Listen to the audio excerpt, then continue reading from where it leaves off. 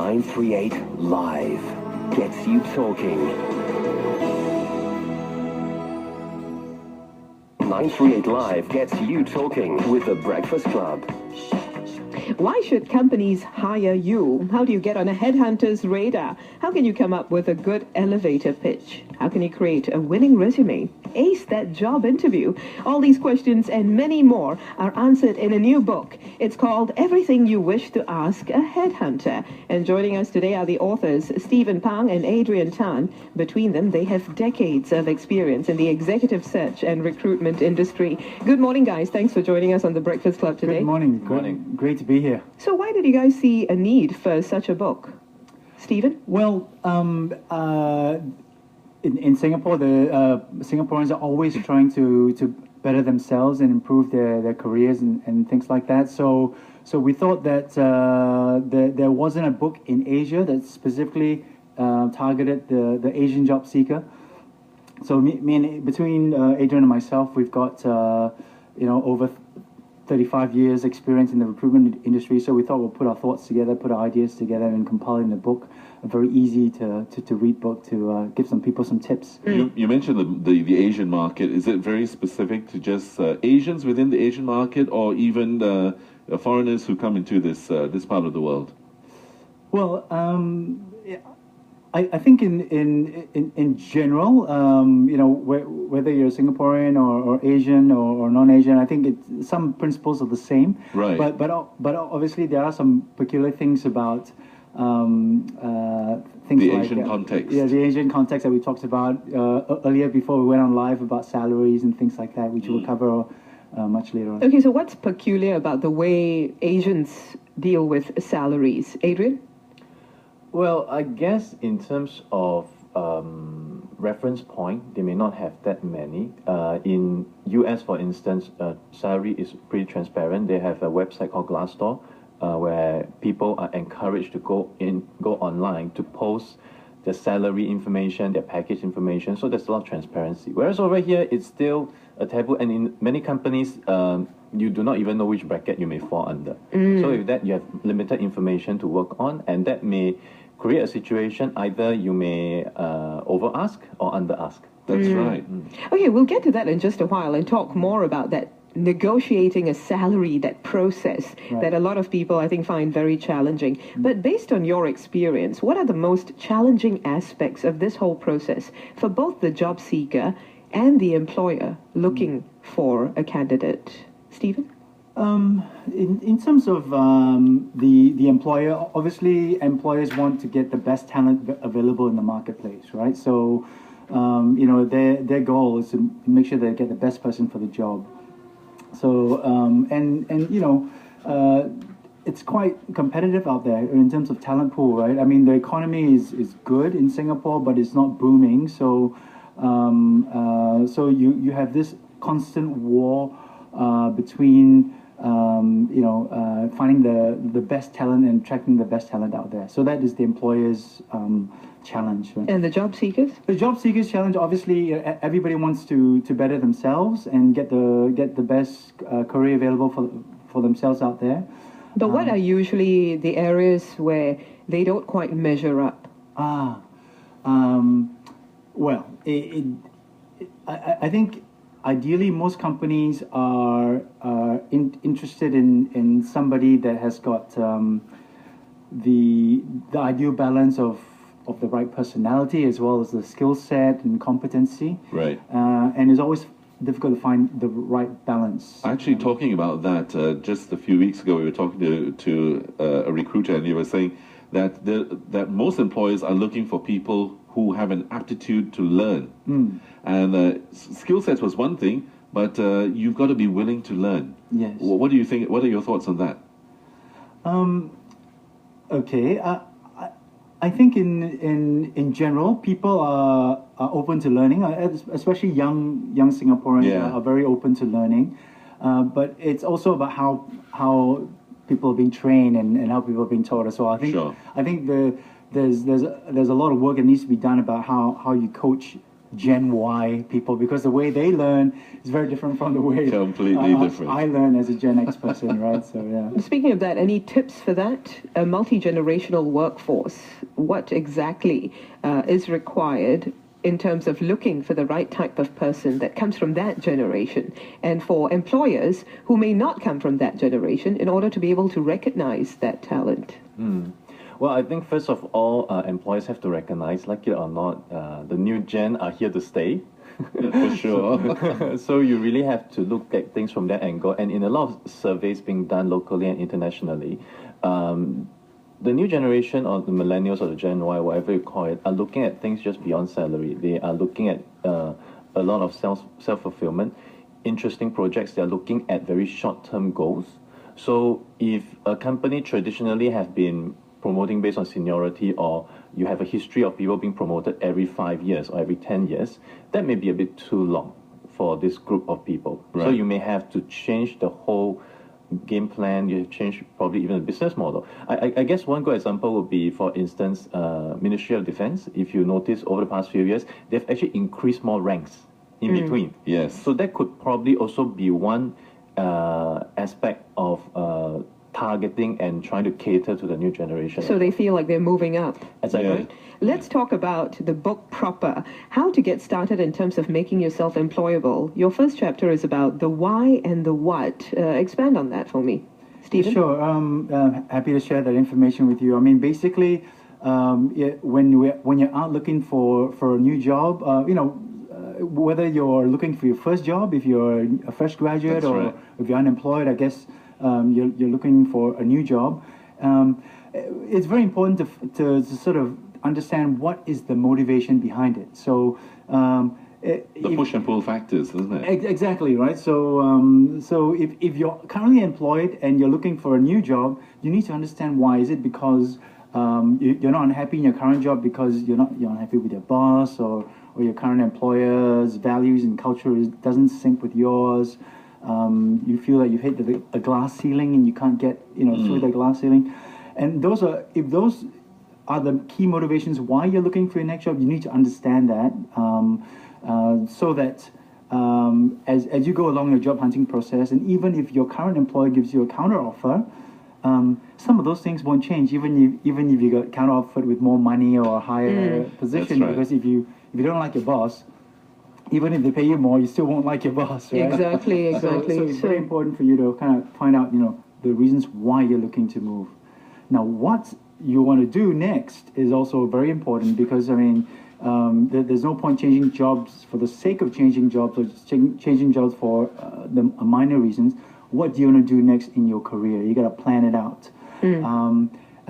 For some people, they're very clear. My next job, I want to take on more people responsibilities, a management role, or for some people, maybe it's not seemingly a career step up in the ladder, right? A more lateral A movement. lateral move, but they enjoy, being a single contributor instead of managing people or moving up the management. So ranks. knowing yourself is so important, even in terms of making that decision to take another job and which job offer you're going to take up, obviously. Yes. How does one get on a headhunter's radar?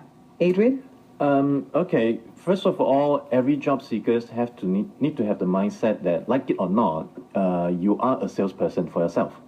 You could be It's an your accountant. brand that you're Yes, selling, it's your isn't brand. it? So you need to get a lot of visibility out in the market. The few things that they can do is, first of all, you need to have a prominent online presence. Typically, you'll be using LinkedIn to put your profile online so that you'll be showcased to the entire world. You need to connect with peers and industry influencer. So that typically is trying to find a good network that could probably link you to someone. And you have to speak with the right headhunter as well.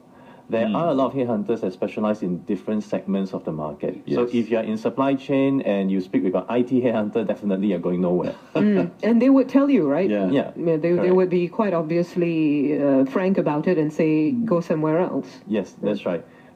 And moving along, you may want to attend a lot of events, seminars, which may be related to the functions that you're doing. So be seen, right? Yes, as well. be seen. So, and ultimately, you also need to showcase the value. What have you learned? What could you show to the general public about your knowledge. And a lot of people actually do their own blogging. They have their own website.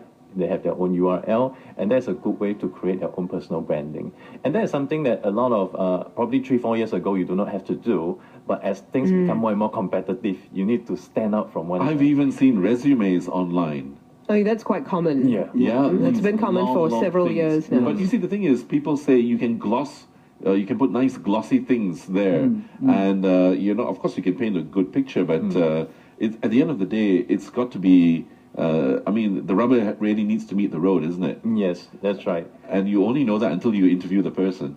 Well, that's true. That's true. Which is why from day one, when you start in a new job, whatever you have accumulated over the past years, you have to note it down and you have to frame it across in the best marketing manner. Again, if we go back to very basic, many years ago when people write resume, it's about, oh, I do this, I do this, I do this, I do this. And right now you should be writing what I've accomplished. I did this, I helped the company save so much money, I helped the company make so much money. And these are the things that a lot of people should emphasize a lot more. And these are facts. And these are facts. Yes. It's They just have to how be do you facts. present them across to make yourself more sellable. And of course, having that substance at the end of the day really, really matters. We'll continue talking about this in just a while. We're going to be talking more about how you can sell yourself in your resume and during your job interview. Also, how to negotiate a salary. And if you get rejected, how you can learn from it. Stay with us on 938 Live. It Live gets you talking with the Breakfast Club. Why should companies hire you? How do you get on a headhunter's radar? And how can you come up with a winning resume and ace that job interview? All these questions and many more are answered in a new book, Everything You Wish to Ask a Headhunter. And joining us today are the authors Stephen Pang and Adrian Tan. Now, let's talk about the resume even more. Adrian, you mentioned earlier that you've got to be able to present your accomplishments in a way that will get people's attentions. It's all about marketing. However, how do you not overdo it? Well, first of all, I think you have to look specifically at the positions that you're applying for. And you have to tailor your resume and your cover letter in accordance to that. A lot of people tend to put in what they think is the best amount of stuff within their resume. They'll put in their PSLE scores, they'll put in O-levels results and all that. But then again, from the employer point of view, is that really necessary? Do Is I it need relevant? to know that you were a top Boy Scout in primary school? Yeah, I don't need to know that. So you have to tailor accordingly to what the job requires. And to do so, you really need to learn a bit more about the company, more than just the job itself. A lot of American recruiters have told me that they want resumes that are short. Just one cover letter, one-page resume. Right. Does that apply? Does that apply at all? Well, my personal opinion is a good resume should be about 2 or 3 pages. Anything longer than that is way too long. I've seen 20-page resumes. Yeah, a 20-page resume. I mean, who's going to read through a 20-page resume, right? Right. But at the same time, a one-page, I mean, for a graduate, a one-page resume might be enough. But if you've been in a career for 20 years, you can't condense everything you to one can't. page. It's very hard. So a couple of pages I enough. think 2-3 page is probably the ideal for a resume size. I think a lot of people get confused because you would see that even in job application forms they'll ask you to give a lowdown on the jobs that you've held before and the different responsibilities that you've had. Yes. Well, I think the way to do it is to just talk about the last 8 years. I think that is relevant to what you'll be applying for. Let's talk about that job interview now, because I know that a lot of people get very nervous about these things. Tell me how one can ace that job interview. Stephen? I think it's all about preparation. Just in anything, if you prepare well, if you got your facts and your figures, all prepared, you'll be less nervous during the interview. So I think it's all about preparation. And if you know What should go into preparation? What okay. exactly should you be preparing for? well, if I'm going for a job interview, which I'm not, but if I'm going for a job interview for a specific company, I will do some research by the company of where I'll be applying to, but also more importantly, I'll be doing some research into the interviewer, because in today's context, you can find out a lot about a person through LinkedIn, through social media, and the more you find out about who you'll be meeting, then the more, I guess, common topics that you can discuss and kind of break the ice quite easily. What are the mistakes to avoid? What are the things to avoid during job interviews, Adrian? I guess a lot of things you have to see from the interviewer angle. You must remember it's the first time that the interviewer has met up with you. So in terms of overly casualness, the way you speak to people, I am personally very particular about the handshake. Yes. Yeah, a weak handshake, Yes. a wet handshake. Yeah. It just turns me I don't- off. And yeah, I don't like that. I can't take my mind off that handshake during the whole interview. Well, if they're nervous and have sweaty palms, I'm sure you'd forgive them. Oh, I personally have sweaty palms. Okay. So when I go to an interview, I will make sure I have a handkerchief, I have some tissue paper on standby, just to make sure it doesn't feel that disgusting for the interviewer. My palms are starting to sweat now. That's because we're talking about it. Let's talk about salary That's negotiations. why your palms are sweating, because Yes. we're talking about money next. About to talk about money. Adrian, earlier you said that a lot of people tend to over-ask. And I've heard this before. Employers tell me, Singaporean workers are all very demanding. But I also know of people who tend to under-ask and settle for very little. Tell me more about the art of negotiating a salary that is suitable. What should the job seeker know about this?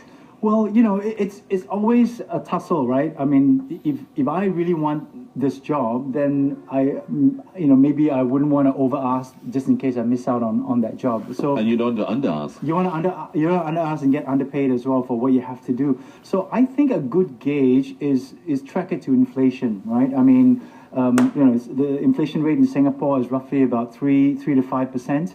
So if you're going for a new job and you feel that you want a little bit of advance, I think to ask for 3 to 5% inflation rate is perfectly normal and acceptable. Sure. I think if you're going to ask for a 20% increase or more, now that is a big ask. And if you're going to ask for that sort of an increase, you really need to substantiate why you're asking for that increase. And I think that's important. What's It's a not good impossible reason? to get that, but you need to substantiate. What's a good reason that employers would buy? Well, companies will only hire you for two main reasons. Number one, you can make them money. Number two, you can save them money. So if you can show from your experience or what you can bring to the table that you can make the company more money or save them more money, then giving you an increase would be more palatable. Yeah. Okay, what happens if you're rejected? How can one recover from that, learn from that really, so that they can use it better for the next interview? I've seen too many people go in and make the same mistakes over and over again. Job interview after job interview, resume after resume. Adrian, your advice on this? Commonly, the reasons people are being rejected in interviews, first of all, it could boil down to a very basic fundamental, which is they are not following the right instruction. Meaning employers may be asking you to do certain things, do a few assessment tests, you skip that, you just go there and think that, it's just another interview, it's just like the one I attended yesterday, and go through the same process. And that may not be very appealing from the interviewer perspective, because from an interviewer or employer perspective, everyone is measured on the same bandwidth, on the same benchmark. A level playing field. Yes, that's right. And of course, you also have to understand to see objectively how do you present yourself? Do you present yourself correctly, appropriately, your enthusiasm level? And you have to be honest about where you may have fumbled. And to really do so, it's really important before you even go for an interview to really speak with someone, to do a role play and see how you present yourself. Speak to yourself in front of a mirror and see will you actually hire yourself. That would be a very important thing. Just get honest feedback from your interviewer or your headhunter on how you can improve yourself, because It would really help if the interviewer told you, Yes. I rejected you because of these reasons. Unfortunately, they don't have the time for that. Yes. So maybe your headhunter could help Exactly. out. Yeah? Usually, if you go through a third party, a headhunter would be more than happy to help you with that. 'Cause Thank it's you in their very interest much, guys. to get you that job. Thank you very much, guys, for joining us today. I'm afraid we have run out of time. Stephen Pang and Adrian Tan, authors of the book, Everything You Wish to Ask a Headhunter. Thanks for joining us this morning. This tip of the day is brought to you